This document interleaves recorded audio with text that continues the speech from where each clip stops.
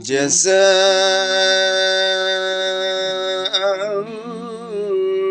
من ربك عطاء حسابا